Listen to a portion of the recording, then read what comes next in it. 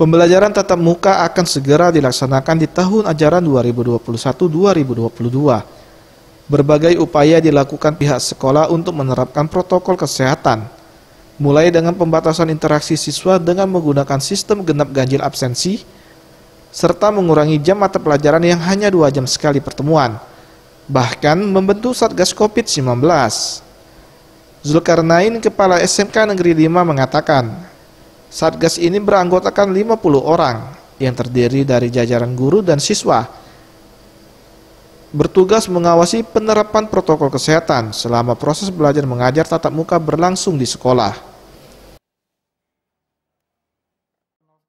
Ya, karena sesuai kemarin kita pernah ada kedatangan razia prokes tamu dan mereka sudah memuji kita, tinggal tambahan dari anak-anak yang diperlukan.